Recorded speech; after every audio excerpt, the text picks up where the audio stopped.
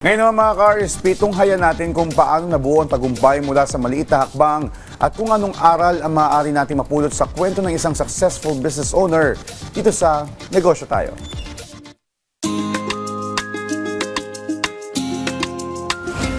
Hi, good morning! Good morning. Alright, Alex, to start off, you started this business year 2023.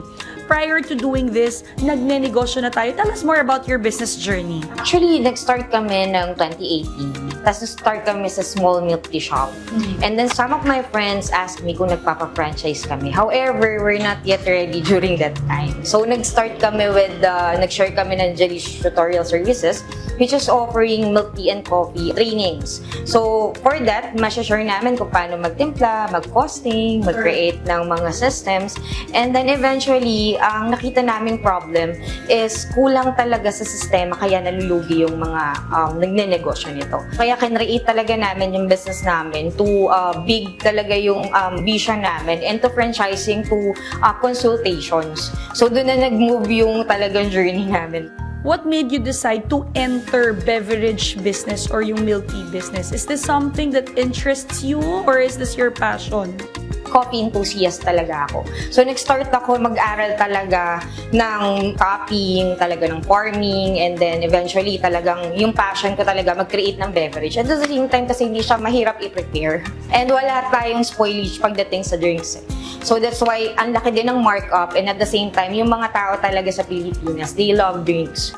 Let's talk about franchising. So this is the good side of what you have right now. So tell us more about your franchising business. So dito, binibigay namin as a franchisor, pinapahiram namin yung name and system, and then binibigyan namin sila ng full support training.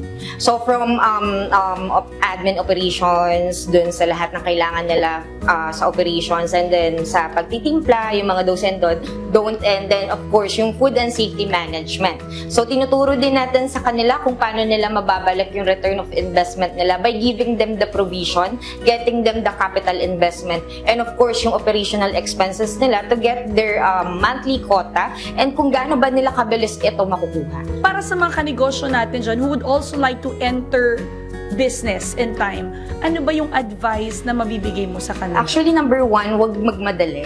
No? Wag magmadali and magkaroon ng business plan. Kasi hindi talaga siya yung parang pag-trend lang siya, magbe-business ka, okay na siya. So, dapat meron tayong business plan, pag-aralan talaga natin, and then gumawa tayo talaga ng branding and system before tayo mag-execute. Miss Alexandra, bakit importanteng magnegosyo ang bawat mamamayang Pilipino? It's part of our culture na dapat matuto ng magnegosyo yung mga Pilipino, no? Especially kailangan may leverage tayo. Hindi lang nagstay in one income. So dapat meron tayong other income to sustain our expense here, especially ngayon nagmamahal po ang pamilya. If you love what you are doing, you will be successful. Yan pong ipinakita sa atin ng business owner na si Alexandra Ilozada. See you next time mga kanegosyo para sa iba pang business stories na ibabahagi namin sa inyo. Kaya naman tara, negosyo tayo!